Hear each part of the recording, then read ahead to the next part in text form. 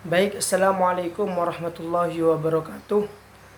Teman-teman semuanya, perkenalkan saya Muhammad Roni, mahasiswa PGMI semester 4 kelas B.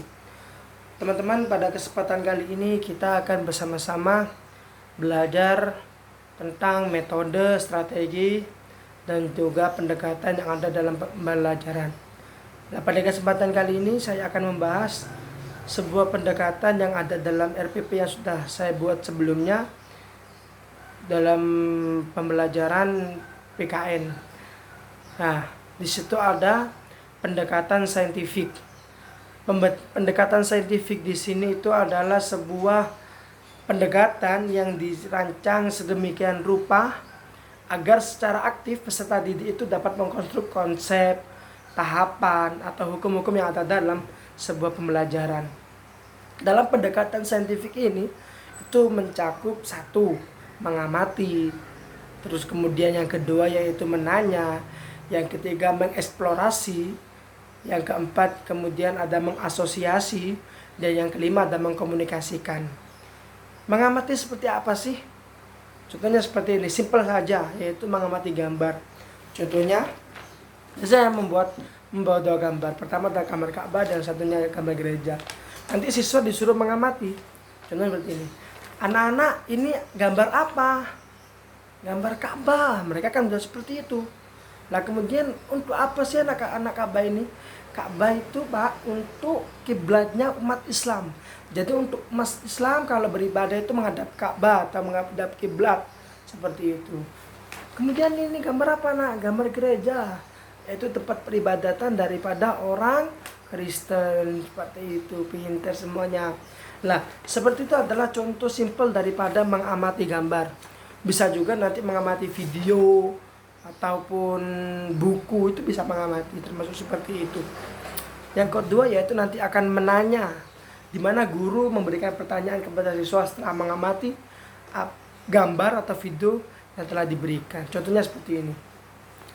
Anak-anak, apakah umat Islam itu sholatnya atau ibadahnya di gereja? Nah, seperti itu saja, simpel-simpel saja. Itu adalah menanya. Selanjutnya yaitu mengeksplorasi. Mengeksplorasi itu biasanya gampangnya itu adalah menalar. Contohnya seperti ini. Anak-anak, apa sih yang kita lakukan ketika kita melihat orang Kristen atau orang Hindu atau orang Buddha itu beribadah? Apakah kita mengobrak-abreknya atau mencaci makinya? Nah, seperti itu. Itu nanti siswa atau peserta didik itu akan menalar apa sih yang harus kita lakukan untuk melakukan untuk daripada orang-orang selain agama kita itu loh. Untuk mereka beribadah itu apa yang kita lakukan? Apakah kita mencaci maki atau kita menghormatinya? Nanti siswa akan menalar seperti itu. Selanjutnya yaitu mengasosiasi atau mencoba. Seperti ini, contohnya simpel-simpel saja ya. Mencoba seperti contohnya. Anak-anak, coba sebutkan agama yang ada di Indonesia. Tuh. Kemudian ada lagi. Terus anak-anak sebutkan sih bagaimana caranya kita itu untuk bersikap toleran kepada orang-orang atau umat selain agama Islam. Nah, nanti siswa akan mengasosiasi atau mencoba menjawab daripada pertanyaan gurunya seperti itu. Ini sebenarnya ada ada ketersinambungan antara mengamati, menanya, kemudian mengeksplorasi sampai nanti dalam mengkomunikasikannya itu nanti ada kesinambungannya semua. Contohnya seperti ini, yang mengkomunikasikannya.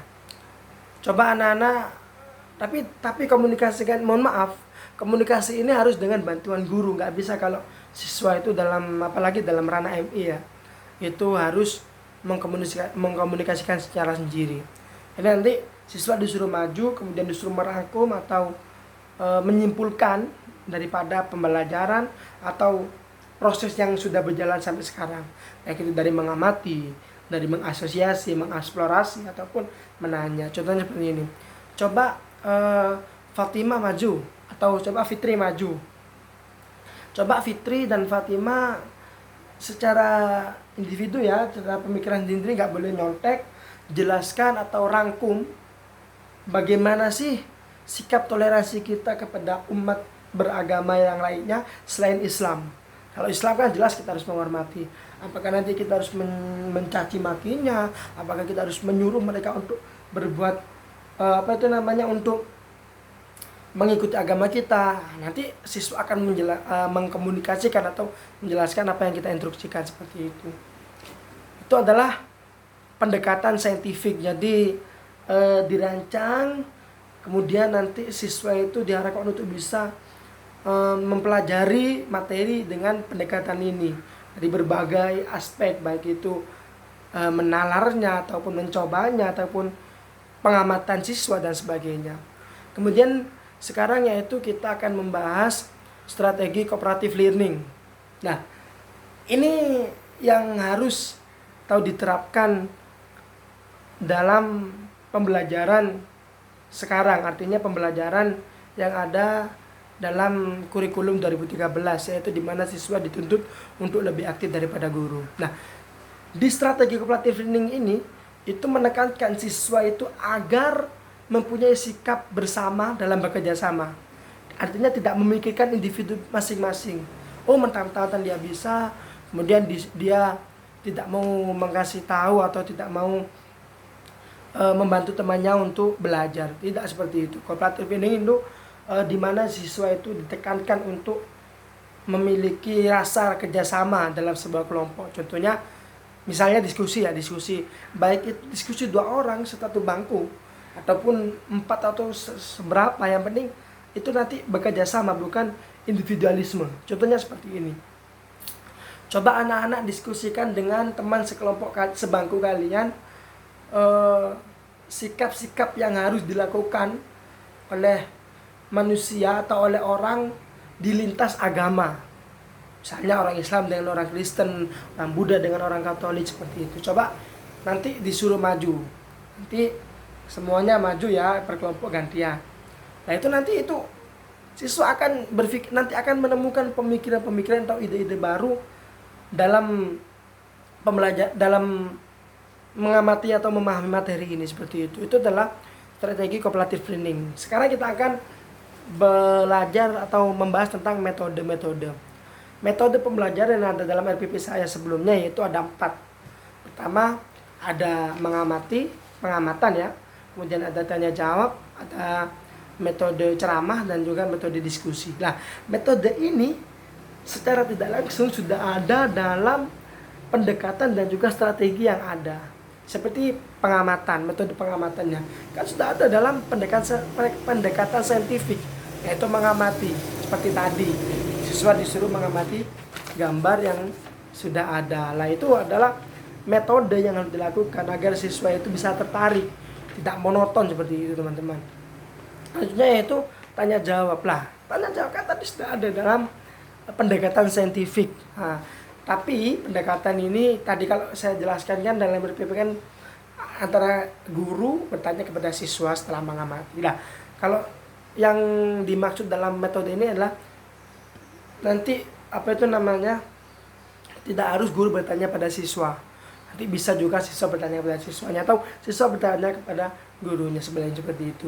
Kemudian ada metode ceramah, di mana nanti guru itu menjelaskan materi yang sudah disiapkan. Artinya nanti jangan tiba-tiba masuk pembelajaran nanti guru langsung berceramah langsung jangan. Kasihan nanti siswanya itu hanya mendengarkan saja, mereka tidak ikut aktif. Nanti tidak sesuai dengan tujuannya kurikulum 2013 dong. Jadi nanti siswa itu nanti akan